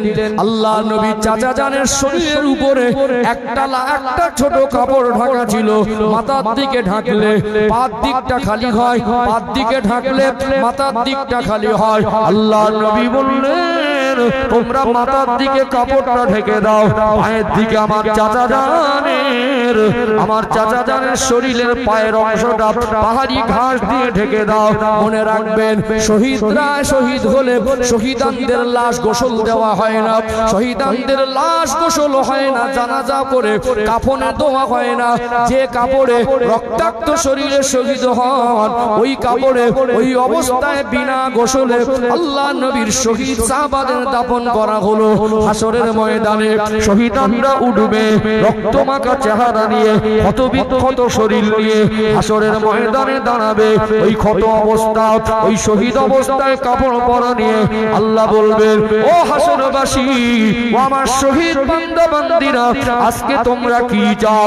তোমাদের যে শহীদ হওয়ার এই যে তামান্না মনে ছিল, তোমরা যে ত্যাগ করেছো, আমি আল্লাহর জন্য শাহাদাত বরণ করেছো, আজকে তোমরা কি চাও? শহীদরা বলবে, আল্লাহ দয়াময়, আমরা আজকে দিনে আপনার কাছে দাবি করি, আপনি যদি আর একবার দুনিয়ায় পাঠাতেন, এই জীবনটা যদি আপনার জন্য আর রাসূলুল্লাহর জন্য আর একবার যদি শহীদ হতে পারতাম, জীবনটাকে ধন্য মনে করতাম। তাদের জীবন কি ছিল? আল্লাহ জান্নাত জাহান্নামটা বড়। আল্লাহ আপনি যদি আরেকবার দুনিয়ায় পাঠাতেন, এই জীবনটা আরেকবার যদি আপনার রাস্তায় কুরবান করতে পারতাম, আমরা জীবনটা ধন্য মনে করতাম। আল্লাহ বলবেন, তোমরা শহীদ, আমি আল্লাহ তোমাদের আর দুনিয়ায় পাঠাবো না, তোমরা আমার জান্নাতে চলে যাও। কিছু শহীদ বান্দা বলবেন, আল্লাহ আমরা তো আপনার জন্যই শহীদ হয়েছি। আল্লাহ বলবেন, শহীদানরা তোমরা আমার জান্নাতে যাও, আমি আল্লাহ জান্নাতে তোমাদেরকে দিদার দেব। জোরে বলুন। সম্মানিত ভাইরা, উহুদের প্রান্তরে এই 70 জন শুহাদা হুজুরদের মাজার শরীফ, মাজার মুকাদ্দাস আছে। ওই 70 জন শুহাদা হুজুর উহুদের প্রান্তরে জান্নাতি হালাতে রয়েছেন, জীবিত অবস্থায় রয়েছেন। আল্লাহ কোরআন শরীফে বললেন, ওয়ালা তাকুলু লিমা ইউকতালু ফি সাবিলিল্লাহি আমওয়াত বাল আহইয়াউ ওয়ালাকিন লা তাশউরুন। আল্লাহ এদের সম্পর্কে বলছেন, যারা আমার রাস্তায় শহীদ হয়েছে এদেরকে তোমরা মরা বলো না, আমি আল্লাহ বলছি এরা জীবিত, এরা কমন জীবিত, তোমরা তা জানো না। আল্লাহ পর আয়াতে বলছেন, বাল আহইয়াউন ইনদা রাব্বিহিম ইরযাকুন, শুধু এরা জীবিত নয়, আমি আল্লাহদের জান্নাত থেকে রিজকও দান করি। জোরে বলুন না সুবহানাল্লাহ। সম্মানিত ভাইয়েরা, খবর হয়ে গেল মদিনায় যে নবী শহীদ হয়ে গেছেন। একজন বুড়িমা ছুটে ছুটে যাচ্ছেন। বুড়িমা কোথায় যাচ্ছেন? বলল, আপনার স্বামী শহীদ হয়ে যাচ্ছেন কেন? বলে আমার স্বামী শহীদ হয়েছে, যাক আমার নবী কেমন আছে। একজন বলছে বুড়িমা কোথায় যাচ্ছেন? বলেছে শুনেছি আল্লাহর নবী শহীদ হয়ে গেছেন। বলে তোমার ছেলে আর সন্তান স্বামী শহীদ হয়ে গেছে, তুমি আবার কি করতে যাচ্ছ? বললো আমার ছেলে আর আমার স্বামী শহীদ হয়ে যায়, যাক ওতে আমার যায় আসে না, আমার নবী কেমন আছে। বুড়িমার অন্তরে নবীর ভালোবাসা কি ছিল? সন্তান আর স্বামীর থেকে নবীকে বেশি মহব্বত করেছিলেন। জোরে বলুন সুবহানাল্লাহ। হযরত হানজালা রাদিয়াল্লাহু আনহুর স্ত্রী গুটি গুটি পায়ে চাদর মুড়ি দিয়ে আল্লাহর নবীর কাছে গিয়ে দাঁড়ালেন, ইয়া রাসূলুল্লাহ, ইয়া হাবিবাল্লাহ, হুজুর আমার স্বামী হানজালার লাশটাকে আপনি, আমার স্বামী শহীদ হয়েছে আমি শুনেছি, বিনা গোসলে দাফন করাবেন না, শহীদদের লাশটা গোসল দেওয়া হয় না, ইয়া রাসূলুল্লাহ শহীদদের কাফন দেওয়া হয় না, আমি হানজালার স্ত্রী, আমার স্বামীর শরীরটা অপবিত্র আছে, তিনি আমার সঙ্গে রাতের বেলা শারীরিক সম্পর্কে লিপ্ত হয়েছে, যখন যুদ্ধের দামামা বেজে উঠেছে ওই সময় গোসল করার কোনো পরিস্থিতি তিনি পাইনি, ওই অবস্থায় জিহাদের ময়দানে এসেছিলেন, আমার স্বামীর লাশটাকে আপনি বিনা গোসলে যেন জানাজা দেবেন না। আল্লাহর নবী বললেন, বাবা সাহাবীরা, আমার হানজালার লাশটা কোথায় একটু আমার সামনে নিয়ে এসো। গোটা উহুদের প্রান্তর যুদ্ধের ময়দানটা তন্ন তন্ন করে খুঁজে হযরত হানজালা রাদিয়াল্লাহু আনহুর লাশটা খুঁজে পাওয়া যায় না। নবী আমার ভাবতে লাগলেন তাহলে হানজালা রাদিয়াল্লাহু আনহুর লাশটা কোথায়, কিভাবে কি হলো। এমন সময় জিবরাইল আমিন আলাইহিস সালাম এসে বললেন, ইয়া রাসূলুল্লাহ, ইয়া হাবিবাল্লাহ, আপনার হানজালা আল্লাহকে এত বেশি ভালোবাসে, ইসলামকে এত বেশি ভালোবাসে, আপনাকে এত বেশি মহব্বত করে, একদম একটা মুহূর্ত বিলম্ব করিনি, যুদ্ধের দামামা বেজে ওঠার সাথে সাথে যে হালাতে ছিল চলে এসেছে, ইসলামের জন্য তিনি শাহাদাত বরণ করেছেন। আল্লাহ আপনার সাহাবী হানজালা রাদিয়াল্লাহু আনহুকে আল্লাহর আসমানে উঠিয়ে ফেরেশতা দ্বারা জান্নাতের পানি দিয়ে গোসল করিয়ে দিচ্ছেন। জোরে বলুন না সুবহানাল্লাহ। অল্প সময়ের মধ্যে নবী বললেন, হানজালার লাশকে তোমরা খুঁজে পাবে। আল্লাহর ফেরেশতারা গোসল দিয়ে হানজালা রাদিয়াল্লাহু আনহুর লাশটাকে যখন জমিনে দিলেন, সাহাবারা খুঁজে পেয়ে গেলেন। আল্লাহর নবীর সামনে আনার সঙ্গে সঙ্গে নবী দেখছেন তখনও চুল মোবারক থেকে, হানজালা রাদিয়াল্লাহু আনহুর চুল থেকে তখনও পানি টপকাচ্ছে। জোরে বলুন না। নবী আমার বললেন, হানজালার স্ত্রী, তোমার স্বামীর নসিবটা অনেক বড়, তোমার স্বামীর কপালটা অনেক বড়, তোমার স্বামীকে আল্লাহ রাব্বুল আলামিন আল্লাহর ফেরেশতা দিয়ে জান্নাতি পানি দিয়ে গোসলটা দিয়ে দিয়েছেন। জোরে বলুন না সুবহানাল্লাহ। নসিব তাদের, কপাল তাদের। আল্লাহর নবী সাহাবারা উহুদের শিক্ষা হলো, যদি যারা ইসলামিক স্কলার তারা বলছেন, যদি সাহাবারা ওই গিরিপথ ছেড়ে সরে না যেতেন এই ক্ষতিটা হতো না। নবীর একটা কথা অমান্য করার কারণে, নবীর একটা কথাকে তারা আমলে জিন্দেগিতে পুঙ্খানুরূপে পালন না করার কারণে ৭০ জন সাহাবা শহীদ হতে হয়েছে। ওরা ভয়ে পিছুপা হয়ে গিয়েছিল, ওরা পালিয়ে যাচ্ছিল। যখনই ওই গিরিপথের রাস্তাটা যখনই ছেড়ে দিয়েছে, তখনই কাফেররা উল্টো পজিশন নিয়েছে।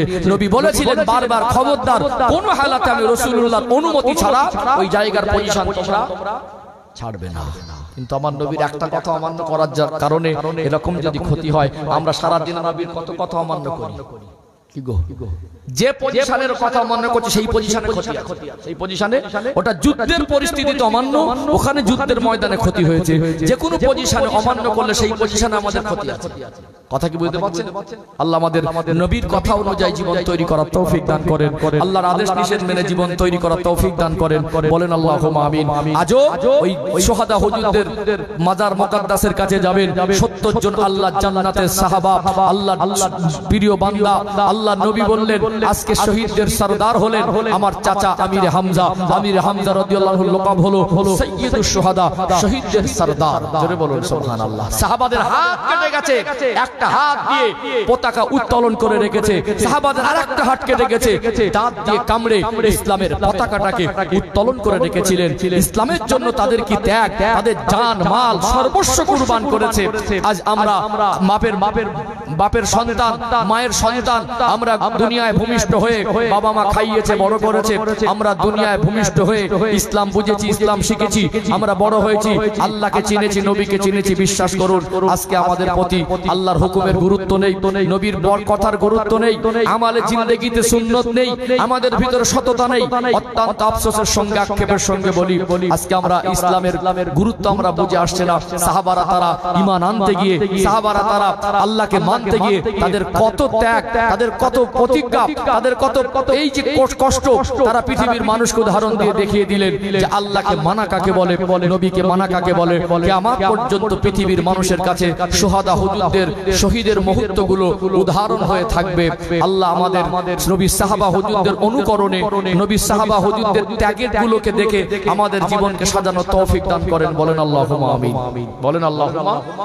নবী আমার সাহাবাদেরকে ওখানে কবরস্থ করে ফিরে আসছেন। ছোট বাচ্চা যে আবু বাসির রাদিয়াল্লাহু আনহু, যে আব্বা, যিনি নামটা লাস্টে লিখিয়েছিলেন, ওই বাচ্চাটা বুখারী শরীফ এসেছে। তিনি সকালবেলা উঠে ওই উহুদের রাস্তার দিকে বসে বসে সব সময় অপেক্ষা করতেন, মনে করতেন আমার আব্বা আজকে ফিরে আসবে। সন্ধ্যা পর্যন্ত দাঁড়িয়ে দাঁড়িয়ে আব্বাকে পেলেন না, মন খারাপ করে ঘরে চলে আসলেন। রাতের বেলা এসে ছোট বাচ্চাটা ঘুমাতে পারত না, আব্বার গলা জড়িয়ে ধরে ঘুমানো অভ্যাস। একটা ছোট বাচ্চা ঘরে কেউ নেই, খুব কষ্টের সঙ্গে রাত পার করত, খুব দুঃখের সঙ্গে রাত পার করত। সকালবেলা উঠে আল্লাহর নবী সাহাবারা আসবেন অপেক্ষা করে বসে আছেন। কাফেলা ফিরছে, ছুটোছুটি করছে, ছোট বাচ্চা কাফেলার মধ্যে ঢুকে গেছে। আমার আব্বা কোথায়? কাফেলায় পেলেন না। আল্লাহর নবীর কাছে গেলেন, ইয়া রাসূলুল্লাহ, হাবিবাল্লাহ, আমার আব্বা ইকরিমাকে কেন দেখছি না? আমার নবীর মনে পড়ে গেল যে ইকরিমা লাস্টে নাম লিখিয়েছিল, এই সেই ইকরিমা ছোট বাচ্চা আবু বাসির। নবী আমার বুকে জড়িয়ে ধরলেন, বাবা ইকরিমা, মন খারাপ করো না, আমি শুনেছি তোমার বাবা নেই, তোমার মা নেই, আল্লাহ তোমার আব্বার নসিব বড় করেছেন। আমার ইকরিমা শহীদ হয়েছেন, আল্লাহ তাআলার নসিবে ক্ষমার জান্নাত কবুল করেছে। ইকরিমা, তুমি যে দুনিয়ায় তো আজ থেকে আর কাউকে আব্বা বলে ডাকার কাউকে খুঁজে পাবে না। আমি রাসূলকে যদি তুমি আব্বা বলে ডাকো, তোমার কি মনে কষ্ট হবে? না ইয়া রাসূলুল্লাহ, আপনাকে যদি আমি আব্বা বলে ডাকি, আমার মনে আর কোনো কষ্ট থাকবে না। আল্লাহর নবী বুকে উঠিয়ে এতিম বাচ্চাটার দায়িত্ব তিনি গ্রহণ করে নিয়েছিলেন। জোরে বলুন সুবহানাল্লাহ। সম্মানিত ভাইয়েরা, ইসলাম এত সহজে প্রতিষ্ঠিত হয়নি। অবাক হয়ে যাবেন, একটা দুটো যুদ্ধ হয়নি। যতবার কাফেররা ইসলাম মিটিয়ে দেওয়ার চক্রান্ত করেছে, সাহাবারা জান মালের বিনিময়ে ইসলামকে রক্ষা করেছে না করেছে? আমরা হাতে গোনা কয়েকটা যুদ্ধের নাম জানি। হাতে গোনা যুদ্ধ অভিযান চলেছে 250 প্লাস। কটা? 250 প্লাস। অবাক হয়ে যাবেন, কত চেষ্টা করেছে ইসলাম মুছে দেওয়ার, কত চেষ্টা করেছে নবীকে জানে মেরে দেওয়ার। ছোট বড় মিলিয়ে এত যুদ্ধ হয়েছে। আমরা জানি উহুদের যুদ্ধ, বদরের যুদ্ধ, খন্দকের যুদ্ধ, খয়বরের যুদ্ধ, মোতার যুদ্ধ, তাবুকের যুদ্ধ, এগুলো আমরা কয়েকটা জানি। জানি কি জানি? যুদ্ধ পরিস্থিতি মানে পক্ষ বিপক্ষ, শহীদ, এটা হচ্ছে যুদ্ধের পরিস্থিতি, তাই তো নাকি? ফলাফল। কিন্তু ইসলামের জন্য ত্যাগগুলো সাহাবাদের, নবী আমার যখন যেখানে মোতায়েন করে সাহাবাদের পাঠিয়েছেন, সেই পরিস্থিতিতে সাহাবারা কেউ পিছু পা, তাদের সৈন্য সংখ্যা যত বেশি ছিল, যতটা নবী যেভাবে ডাইরেকশন দিয়েছেন, যেভাবে করতে বলেছেন, যেভাবে পদক্ষেপ গ্রহণ করতে বলেছেন, সেইভাবে তারা গিয়ে প্রত্যেকটা বারে ইসলামের জন্য তারা ত্যাগও করেছেন, শহীদ হয়েছেন। কিন্তু ইসলামকে প্রতিষ্ঠিত করা তাদের উদ্দেশ্য ছিল কি ছিল না? আল্লাহর নবীর মক্কায় জীবন ছিল, নবুয়াতি জীবন 13 বছর, আর মদিনায় 10 বছর। আল্লাহর নবী সাল্লাল্লাহু আলাইহি সাল্লাম এইভাবে দিন অতিবাহিত করছেন। আল্লাহ পাক একের পর এক কোরআন শরীফের আয়াত নাজিল করছেন। পর্দার আয়াত নাজিল হলো, যাকাতের আয়াত নাজিল হলো, মদ হারাম করা হলো, জেনা হারাম করা হলো। আল্লাহর নবী যেগুলো আস্তে আস্তে আল্লাহ পাক নাজিল করছেন, ধীরে ধীরে সাহাবাদের মাঝে সেগুলো বুঝিয়ে দিচ্ছেন। আস্তে আস্তে কোরআনী আইন, কোরআনী সংবিধান প্রতিষ্ঠিত লক্ষ্যে আল্লাহর নবী আগে বাড়ছেন। তবে একটা জিনিস পরিষ্কার, নবী আমার খেদমত করার মতো পজিশন পেয়েছিলেন, নবী আমার মদিনার স্থায়ী মানুষের সহযোগিতা পেয়েছিলেন, যার কারণে আল্লাহ রাসূল সাল্লাল্লাহু আলাইহি সাল্লাম ইসলাম প্রতিষ্ঠিত করতে মদিনায় এসে আমার নবীর পক্ষে অনেকটা সহজ হয়ে গিয়েছিল। জোরে বলুন সুবহানাল্লাহ। আল্লাহর নবী সাল্লাল্লাহু আলাইহি সাল্লামের একাধিক বিবি ছিল কি ছিল না? হ্যাঁ, 13 জনের মতো দুনিয়া জীবন সঙ্গিনী স্ত্রী। তার মধ্যে ইব্রাহিম রাদিয়াল্লাহু আনহু আমার নবীর একটা সন্তানের নাম জানেন তো? আম্মাজার মারিয়া কিবতিয়া রাদিয়াল্লাহু আনহা গর্ভে সন্তান, 16 মাস বয়স। কত মাস বয়স? তখনও বাচ্চাটা দুধ ছাড়ে না, তখনও বাচ্চাটা দুধ ছাড়ে না। ইব্রাহিম রাদিয়াল্লাহু আনহু এত কষ্ট পাচ্ছেন, আল্লাহর নবী সাহাবাদের নিয়ে বসে আছেন। নবী পাকের কাছে সংবাদ আসলো, হুজুর আপনি একটু বাড়ি আসেন। আল্লাহর নবী বললেন আমি একটু পরে আসছি, আবার ভুলে গেলেন। আবার সংবাদ আসছে, হুজুর বাড়ি আসেন। নবী বললেন একটু পরে আসছি, ভুলে গেলেন। আবার তৃতীয়বার সংবাদ আসছে, হুজুর আপনার কলিজার টুকরা ইব্রাহিমের অবস্থা ভালো না, আপনি একটু আম্মাজানের হজরায় আসেন। আচ্ছা, একটা মানুষ চায়ের কাপ হাতে ধরে যদি বলে বাচ্চা খুব অসুস্থ, চাটা পেটে যাবে? নবী 3 বার ভুলে গেলেন। কাদের জন্য? আমাদের জন্য, আমাদের ভাবনা ভাবছিলেন। তিনবার ভুলে যাওয়ার পরে আল্লাহর নবী যখন শুনলেন ইব্রাহিমের অবস্থা ভালো না, নবীর কলিজার টুকরা সন্তান, নবী আমার তড়ি ঘড়ি ঘরে গেলেন। আম্মা জান মারিয়া কিবতিয়া রাদিয়াল্লাহু আনহা আল্লাহর নবীর কাছে ছোট বাচ্চাকে কোলে দিলেন। নবী দেখছেন বাচ্চাটা তো কষ্ট পাচ্ছে, আম্মা জানও চোখ ভরা পানি, খুব কান্নাকাটি করছেন। আল্লাহর ফেরেশতা আজরাইল আলাইহিস সালাম এসে আমার নবীকে সালাম দিলেন, ইয়া রাসূলুল্লাহ বেয়াদবি মাফ করুন, আল্লাহর হুকুম তো আমি আজরাইল অমান্য করতে পারি না, আপনারই কোলে 16 মাসের বাচ্চা, আল্লাহ পাক আমাকে জান কবজ করার অনুমতি দিয়েছে। আল্লাহর নবী বললেন, ভাই আজরাইল আমি আল্লাহর সিদ্ধান্তকে ফিরিয়ে দিতে পারি না। নবীর কোলে 16 মাসের বাচ্চা ইন্তেকাল হলো। আমার নবী সেই দিন এত বেশি কান্না কেঁদেছিলেন, সাহাবারা বললেন, হুজুর আপনি আমাদের কাঁদতে মানা করেন, আজকে আপনি এত বেশি কাঁদছেন কেন? সাহাবায়ে কেরামের এই কথা বলার পরে নবী বললেন, আমি তোমাদের উঁচু আওয়াজে কাঁদতে মানা করেছি, আমার কলিজার টুকরা সন্তান 16 মাসের বাচ্চা আমার কোলে ইন্তেকাল হয়েছে, আমি রাসূল এই কষ্ট সহ্য করতে পারছি না, বাবা তোমরা আমাকে কাঁদতে দাও। সেই দিন ঘটনা চক্রে সূর্য গ্রহণ হয়েছিল। সাহাবাদের মনে প্রশ্ন উঠেছিল যে সূর্য গ্রহণ হয়তো নবীর সন্তান ইন্তেকালের পরে। নবী সেদিন সেটাও পরিষ্কার করে দিলেন, বাবা সাহাবীরা সূর্য গ্রহণের সঙ্গে আমার বাচ্চার ইন্তেকালের কোনো সম্পর্ক, ওটা আল্লাহর সৃষ্টিগত ব্যাপার। আল্লাহ আমার বাচ্চাকে আমানত দিয়েছিলেন, ডেকে নিয়েছেন, এটা আল্লাহর ব্যাপার। আম্মা জান মারিয়া কাঁদছিলেন, ইয়া রাসূলুল্লাহ আপনার কাছে সংবাদ পাঠানো হচ্ছিল, আপনি আসতে দেরি করলেন। মা মহিলা মানুষ, মনে কষ্ট ক্ষোভ, আপনি একটু দেরি করলেন। নবী বললেন, মারিয়া আমি শুধু ইব্রাহিমের আব্বা নয়, আল্লাহ পাক আমাকে কোটি কোটি উম্মতের জন্য নবী করেছেন। জোরে বলুন সুবহানাল্লাহ। নবী আমার এমনি রাহমাতাল লিল আলামিন নয়, আল্লাহ নবী সাল্লাল্লাহু আলাইহি সাল্লাম বললেন, মারিয়া আমি আমার ইব্রাহিমকে যতটা ভালোবাসি, আমার কোটি কোটি উম্মতকে আমার সন্তানের মতোই ভালোবাসি। যেটা বলুন না, বললেন তুমি মা তোমারও যদি কষ্ট হয়, আমি আব্বা আমারও কষ্ট হয়। সেদিন বলেছিলেন আমার ইব্রাহিমের জন্য আমি রাসূল, একা আব্বা আমার কষ্ট হয় এরকম নয়, আমার ইব্রাহিম যেমন আমার কোটি কোটি উম্মত আমার কাছে তেমন। নবী আমার বিশ্বের উম্মতকে সন্তানের মতো করেই ভালোবাসতেন। বলুন সুবহানাল্লাহ। এই জন্য আমাদের নবীর স্ত্রীগণ আমাদের কি হয়? আমাদের মা উম্মাহাতুল মুমিনিন।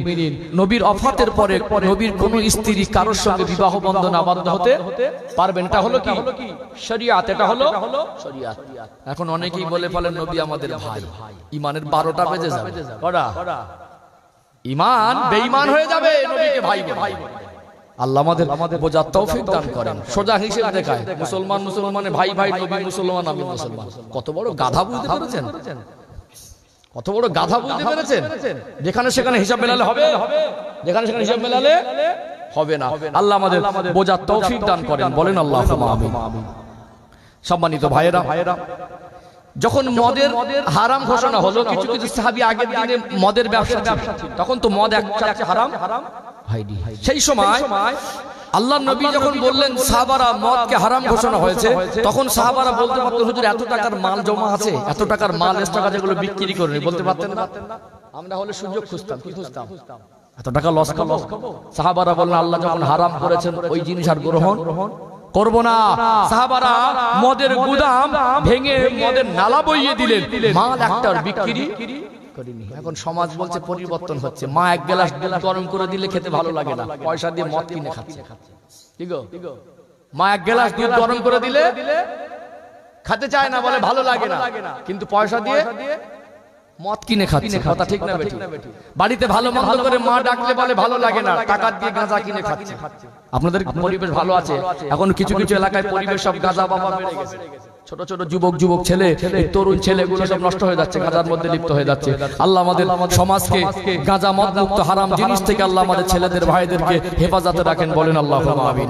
সম্মানিত ভাইয়েরা, আল্লাহর নবী সাল্লাল্লাহু আলাইহি সাল্লাম হুজুর আমার এইভাবে আগে বাড়ছেন, শরীয়ত আস্তে আস্তে লাগু করছেন, সাহাবাদের ভিতরে কমপ্লিট দ্বীন ইসলাম আস্তে আস্তে তৈরি হচ্ছে, পর্দার বিধান আসলো, মায়েরা পর্দার মধ্যে আবদ্ধ হয়ে গেলেন। জোরে বলুন সুবহানাল্লাহ। একটু দরুদ শরীফ পড়িয়ে নিই ইনশাআল্লাহ।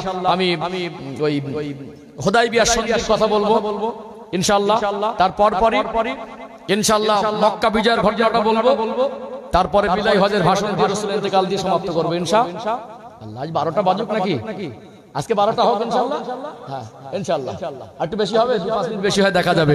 একটু তাকবীর দেন, নারে তাকবীর, মাশাআল্লাহ। আর একটু প্রাণ ভরে নারে তাকবীর, সিলসিলায়ে হক মুজাদ্দিদ জামান আহলে সুন্নাত ওয়াল জামাআহ নারে তাকবীর পাহাড়পুর গ্রামবাসী বৃন্দ এই জলসার কমিটির সাহেবানগণ নারে তাকবীর একবার দরুদ শরীফ আল্লাহুম্মা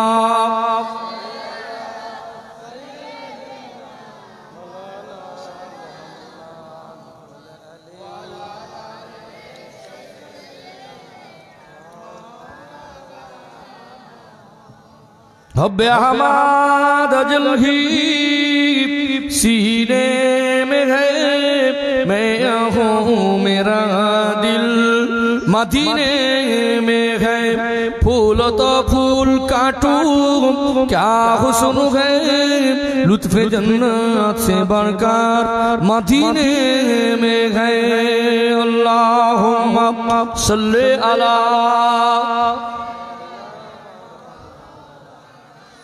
वाला अले सय्यदिना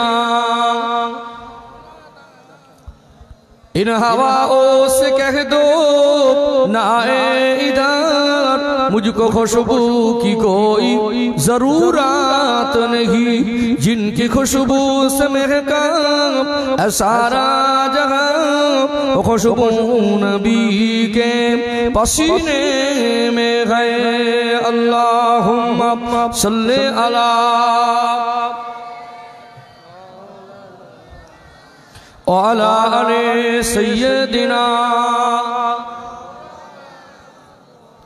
একটু জিকির করেন লা ইলাহা ইল্লাল্লাহ আরো মহব্বতে লা ইলাহা ইল্লাল্লাহ লা ইলাহা ইল্লাল্লাহ মুহাম্মাদুর রাসূলুল্লাহ আল্লাহুম্মা সাল্লি আলা